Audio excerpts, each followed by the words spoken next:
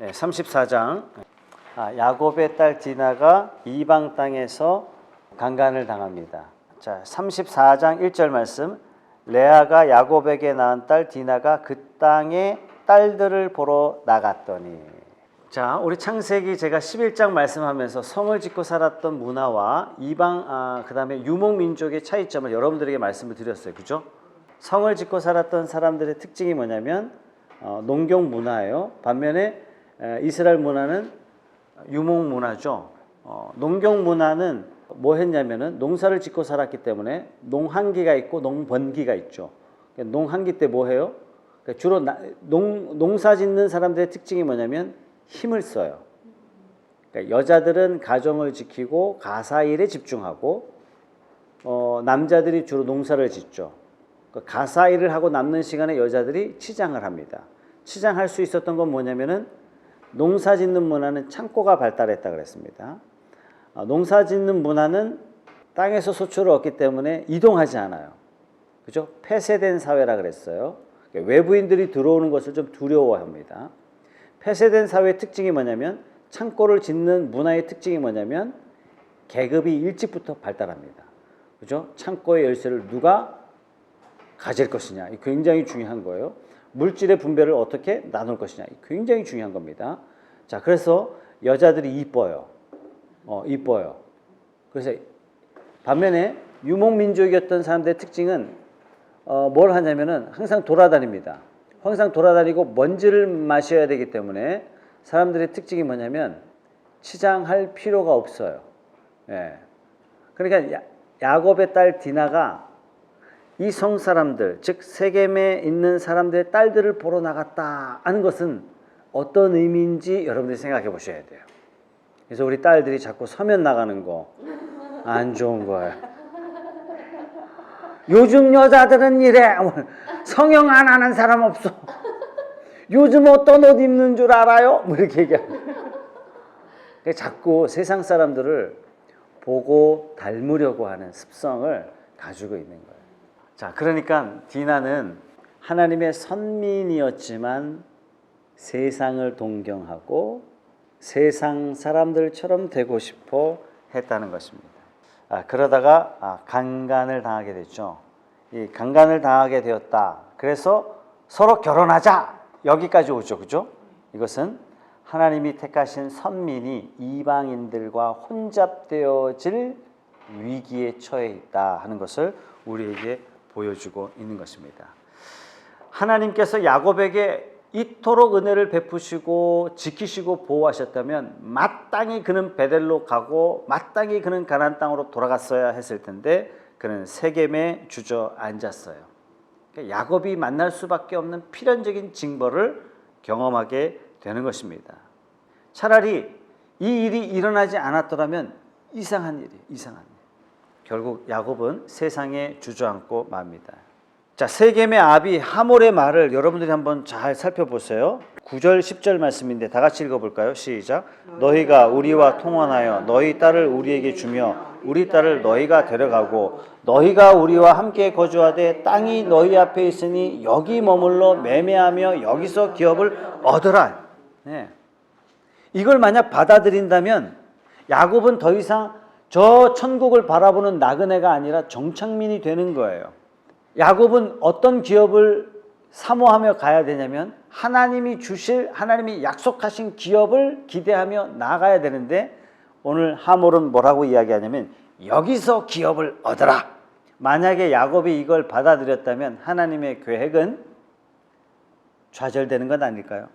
더군다나 34장에 뭐라고 이야기하냐면 세겜의 하몰이 뭐라고 얘기하냐면 우리가 한 민족이 되자 이렇게 이야기해요. 16절 말씀. 우리 딸을 너희에게 주며 너희 딸을 우리가 데려오며 너희와 함께 거주하며 한 민족이 되자. 한 민족이 되자. 22절 말씀. 그러나 우리 중에 모든 남자가 그들이 할례를 받음같이 할례를 받아야 그 사람들이 우리와 함께 거주하여 한 민족 되기를 허락할 것 아니냐. 자, 34장의 가장 큰 위기는 뭐냐면요. 하나님께서 야곱을 이스라엘 되게 하셨어요. 이스라엘 민족 되게 하셨는데 이스라엘 민족 되게 하자마자 하나님의 민족이 이방과 혼잡되게 되는 위기를 경험하게 됩니다. 이게 어디 있었죠?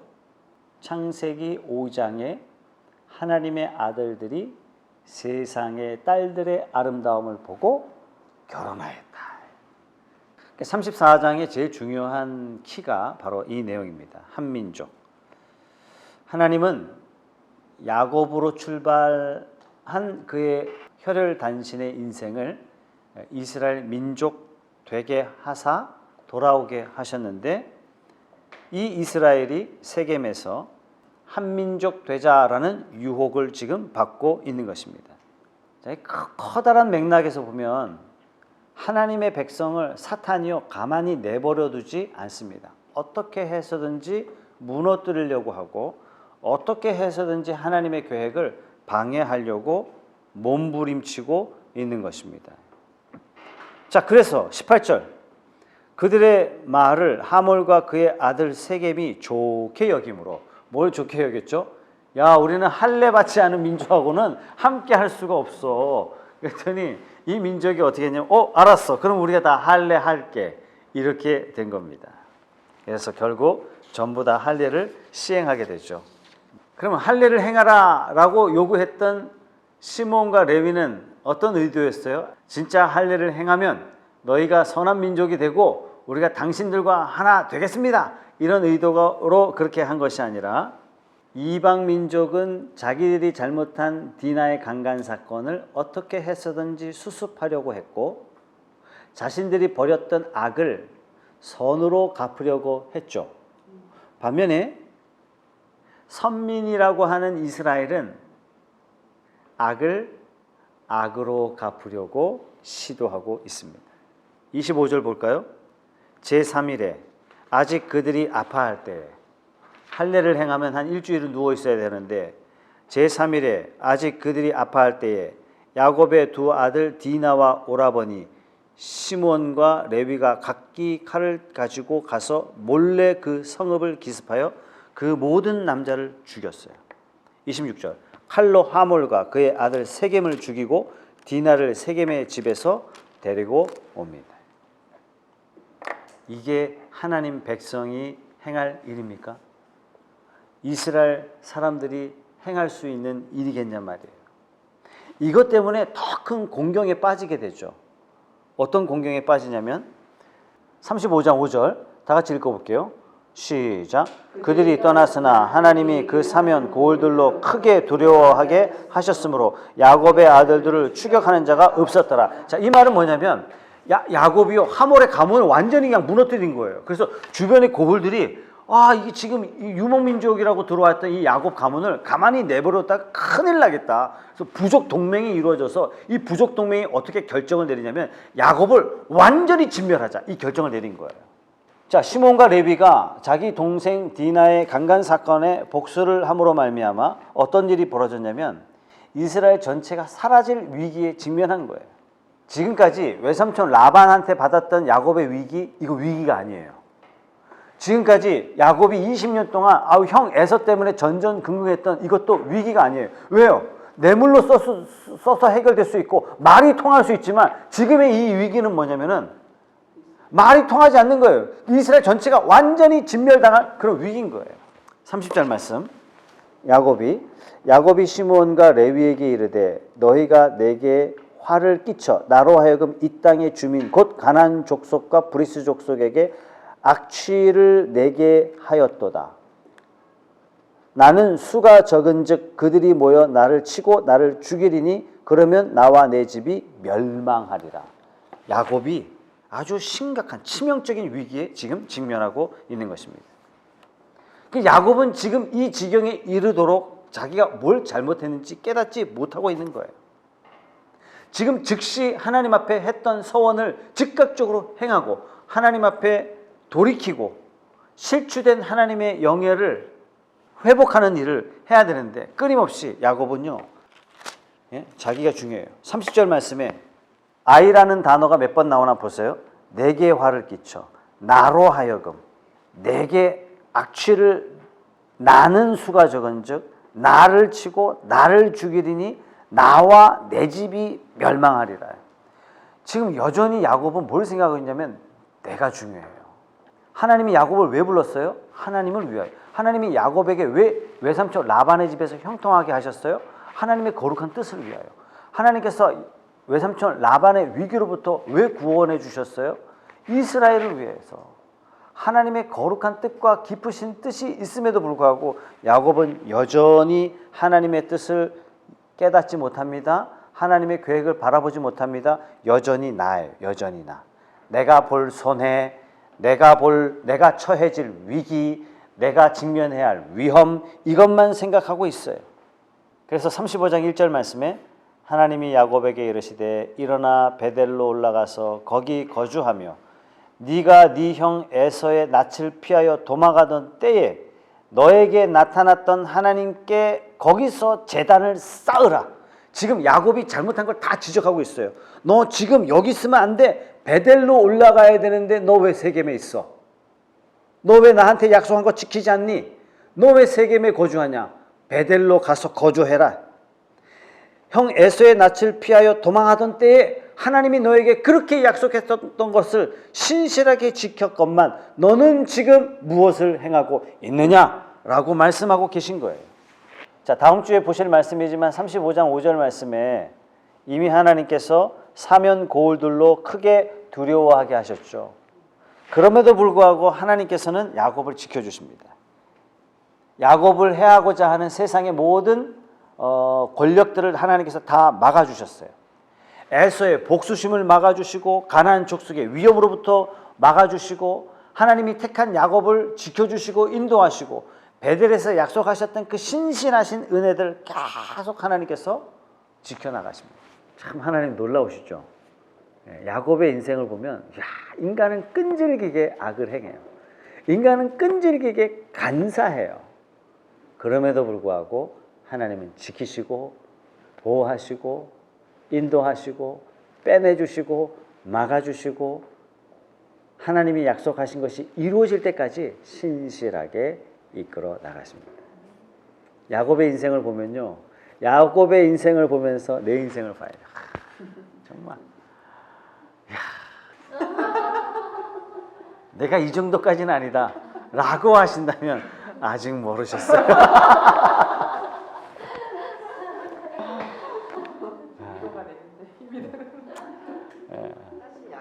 자, 그렇기 때문에 인지상정이죠.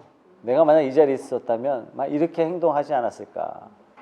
자, 그렇다면 보세요. 풍랑이 있는 바닷가에 두려워 떠는 사람들에게 예수님이 하신 말씀이 뭐예요? 왜 두려워하느냐? 믿음이 적은 자들아. 자, 그랬을 때 믿음은 도대체 뭐냐? 이 질문을 우리가 자꾸 던져야 돼요. 지금 내 삶에 풍랑처럼 밀려오고 있는 수많은 위험과 어려움과 고난을 눈앞에 두고 그렇다면 나는 어떻게 행동하고 어떻게 살아야 되고 어떻게 하나님 앞에 반응해야 되고 이 세상 앞에 나는 어떻게 반응하며 살아야 되는가? 이 질문을 이제 던져야 돼요. 자, 그 질문을 우리가 창세기 말씀을 한 단계 한 단계 가면서 우리 자신에게 한번 던져보도록 하겠습니다. 사실상 어찌 보면 많은 부분에 있어서 요셉의 인생을 통해서 우리가 믿음의 태도를 많이 가르쳐 주시기도 하십니다. 참 야곱의 일생을 다 보면서 사실상 아브라함도 그렇죠. 그렇게 하나님께서 지켜주겠다, 복을 주겠다, 은혜를 주겠다 여러 번 말씀하셨음에도 불구하고 아브라함의 인생 자체가 불신앙적인 태도를 끊임없이 보여주고 있습니다. 결론은 이거예요. 사람은 다 거짓돼요. 사람은 충실하지 않아요. 사람은 성실하지 않아요. 그러나 하나님은 신실하시고 우리에게 약속하신 것을 어떠한 상황에도 변치 않으세요. 아브라함, 너 하는 거 딱 봐서 내가 복을 줄게. 하나님 그러지 않으세요. 세상의 다른 종교는 인간 하는 거 딱 봤더니 저 사람은 복 받을 만해, 저 사람은 저주 받을 만해 이렇지만 그건 신이 아니란 얘기예요. 인간은 거짓되지만 하나님은 신실하셔서 그를 세워가세요. 아브라함을 세워가세요. 마침내 아브라함이 이렇게 얘기해요. 이제야 하나님을 경외합니다. 야, 네가 이제야 나를 경외하는구나. 이 자리까지 이르도록 하나님께서 몰아가세요. 이렇게 몰아가세요. 이렇게. 하나님이 뒷짐지고 저놈은 안 돼. 됐어. 딴 사람. 만약 그런 하나님이셨다면 나는 이 자리에 있을 수 없는 거예요. 어느 누구도 십자가의 은혜를 누릴 수가 없는 거예요. 나는 딱 야곱 같은데, 야곱보다 더한데 하나님이 이 야곱을 사랑하시는 거예요. 사랑하셔서 그가 위기에 직면하자 나타나셔서 구해주시고, 그가 위험에 처해지자 하나님이 그 길을 막으시고 보호하시고, 이분이 하나님이시라는 사실이에요. 그러면 참 놀라운 거죠. 하나님 놀라운 거예요. 그래서 우리가 성경을 읽을 때마다 느낄 수 있는 것은 뭐냐면 하나님은 위대하시다. 내가 믿는 하나님은 이런 분이에요. 내가 믿는 하나님은 어떤 그 이방의 종교처럼 조금만 실수하면 하늘에 막 우박이 쏟아져가지고 막 죽이는 그런 뭐 좀 갖다 바쳤는데 덜 갖다 바쳐가지고 막 단가리게 딱 매는 그런 진노의 신이 아니라 하나님은 자비의 하나님이시고 사랑의 하나님이시고 긍휼의 하나님이시다. 저와 여러분이 믿는 하나님이 바로 이런 하나님이십니다. 근데 여기 희위 족속 하물의 아들이 왜 그 바로 좋아하면 예.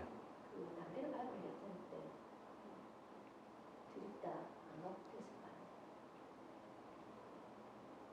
자, 이방의 못된 풍습이죠. 아브라함 조카 롯이 소돔성에 거하지 않습니까? 소돔성에 거할 때 천사가 롯의 집에 방문을 합니다. 그러니까 천사가 어떻게 생겼을까요? 남자인데 여자처럼 생긴 거예요. 그죠? 너무 아름다운. 그러니까 그 소돔성에 있는 모든 남녀노소 물론하고 그 집에 찾아와서 뭐 하자고요? 강간하자. 그러니까 하나님께서 이스라엘 백성들을 아브라함에게 창세기 15장에 예언을 하시죠. 내가 이스라엘 백성들을 애굽에 400년 동안 가다 두겠다. 왜요? 원래 갈 땅이 가나안 땅인데 왜요? 이유를 이렇게 설명하세요. 가나안에 악이 차지 못했다. 이놈들의 악이 딱 찼을 때 이스라엘 백성들을 빼내서 완전히 이들을 진멸하여 내 백성이 예배하는 처소로 만들겠다. 이렇게 말씀하시죠. 사실 우리가 다음 주에 읽을 부분인데 35장 4절 말씀에 야곱이 떠나요. 야곱이 떠나는데 뭐라고 이야기하냐면 자기 손에 있는 모든 이방 신상들과 자기 귀에 있는 금고리들을 야곱에게 주는지라 야곱이 그것들을 세겜 근처 상수리 나무 아래에 묻고. 그러니까 세겜 땅에서 야곱의 식솔들이 어떤 영향을 받냐면 세겜 땅에 있는 이방의 가증한 문화들이 물밀처럼 들어오는 거예요. 여러분 뭐 하루아침에 이방 신상들을 이렇게 품고 그러겠습니까? 그렇죠? 귀걸이를 했다 이 얘기는 뭐냐면은 이 세겜의 문화가 오랜 기간 동안 머물면서 세겜의 문화가 다 들어왔다는 얘기죠. 예. 예. 야곱의 마음에 세상에 성공하고자 하는 야망과 야욕이 가득 차 있는 거예요. 그러니까 하나님을 의지하지 않는 거죠. 야곱의 딸 디나가 이런 위기에 처할 수 있었던 건 바로 그 이유입니다. 하나님이 약속한 대로 베델로 가야 되고 하나님이 약속한 대로 가나안 땅으로 가야 되는데 가다가 여기가 조사원이 된 거예요. 그래서 그 문화 속에서 그냥 롯이 경험했던 칠흑 같은 경험을 아내가 소금 기둥이 되지 않습니까? 그 경험을 사실상 야곱이 하고 있는 겁니다. 믿음의 백성이 믿음의 자리를 떠나서 처하게 될 수밖에 없는 환난. 이 환난이 얼마나 무서운지 보여주고 계신 거죠. 이런 배반 잘하고 약속 잘 안 지키고 치사하고 간사한 방법을 다 하는 이 야곱을 하나님이 너무 사랑하셔서 그가 위기에 직면했을 때마다 하나님이 나타나셔서 그를 구원하시고 인도하십니다.